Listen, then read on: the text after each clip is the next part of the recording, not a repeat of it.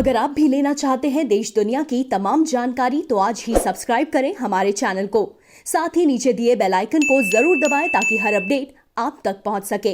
नमस्कार, और आप सभी का स्वागत है। सीबीआई की एक टीम ने मंगलवार को तृणमूल कांग्रेस के सांसद अभिषेक बनर्जी की पत्नी रुजिरा बनर्जी से लगभग 1.5 घंटे तक पूछताछ की। सीबीआई की टीम मंगलवार सुबह दक्षिण कोलकाता स्थित अभिषेक बनर्जी के आवास पर पहुंची थी और वहां रुजिरा से कथित कोयला चोरी मामले में पूछताछ की। इससे पहले सबको चौंकाते हुए अभिषेक बनर्जी की बुआ और पश्चिम बंगाल की मुख्यमंत्री ममता बनर्जी अचानक अभिषेक के घर पहुंची और वहां 10 मिनट रुकने के बाद अभिषेक बनर्जी की बेटी को अपने साथ लेकर चली गई। सूत्रों ने बताया कि पूछताछ के दौरान सीबीआई ने अवैध कोयला उत्खनन मामले में रुजिरा के बैंक लेन देन का विवरण मांगा। इससे पहले सोमवार को सीबीआई की टीम ने रुजिरा बनर्जी की बहन मेनका गंभीर से 3 घंटे तक पूछताछ की थी। सीबीआई ने की भ्रष्टाचार निरोधक शाखा के अधिकारियों ने मेनका गंभीर के वित्तीय लेन देन की जानकारी हासिल की थी।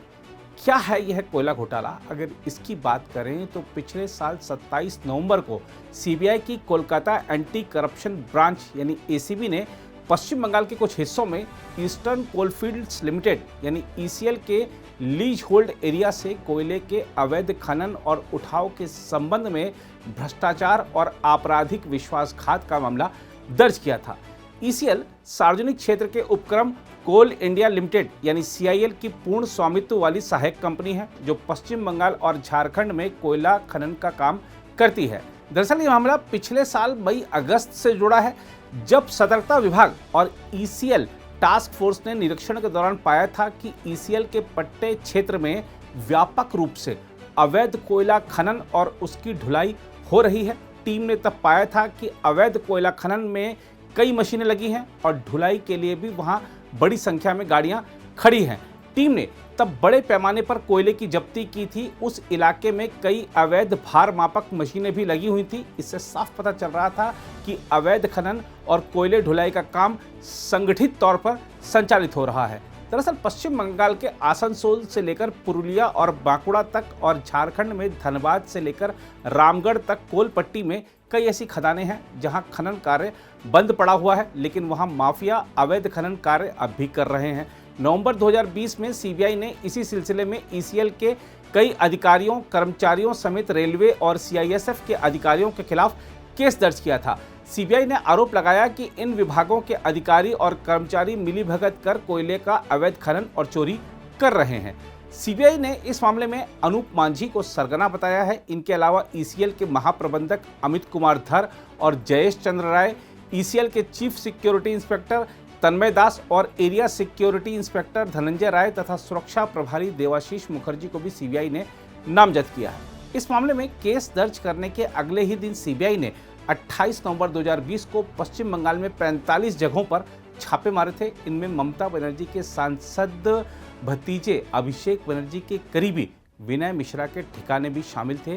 सीबीआई ने इस बाबत विनय मिश्रा को 4 बार नोटिस जारी कर बुलाया, लेकिन वो जांच एजेंसी के सामने कभी पेश नहीं हुए। अब उनके खिलाफ गैर जमानती वारंट और लुकआउट नोटिस जारी किया जा चुका है।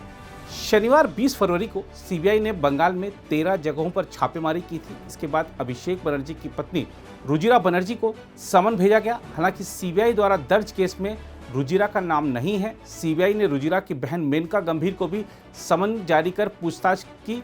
सूत्रों के मुताबिक गवाहों और संदिग्धों के बयान के आधार पर सीबीआई को इन दोनों की भूमिका अवैध कोयला खनन और चोरी में नजर आई है और उसी के आधार पर इनसे पूछताछ हुई है।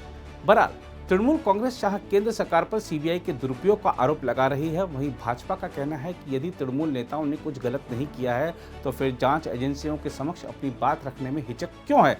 इस बीच भाजपा बंगाल में अपनी रैलियों और यात्राओं के कार्यक्रम को तेजी से आगे जारी रखे हुए है। मंगलवार को पश्चिम बंगाल भाजपा इकाई के अध्यक्ष दिलीप घोष दार्जिलिंग पहुंचे और स्थानीय सांसद राजू बिस्टा के साथ एक बड़ी रैली को संबोधित किया। हालांकि जब वे कार्यक्रम में शामिल होने के लिए दार्जिलिंग पहुंचे तो गोरखा जनमुक्ति मोर्चा के समर्थकों ने उन्हें काले झंडे दिखाए। भाजपा की राज्यव्यापी परिवर्तन यात्रा में शामिल होने पहुंचे दिलीप घोष को जीजेएम के समर्थकों ने घूम रेलवे स्टेशन के पास काले झंडे दिखाए। जीजेएम समर्थकों ने भाजपा नेता के खिलाफ वापस जाओ के नारे भी लगाए। उधर दिलीप घोष ने दावा किया है कि इस घटना के पीछे बिमल गुरुंग और तृणमूल कांग्रेस है, क्योंकि पहाड़ों में भाजपा के बढ़ते समर्थन से वे चिंतित हैं। उन्होंने कहा, पश्चिम बंगाल की यही स्थिति है, विपक्षी पार्टियों को उनका राजनीतिक कार्यक्रम करने नहीं दिया जाता। हम इस भय के माहौल को बदलना चाहते हैं।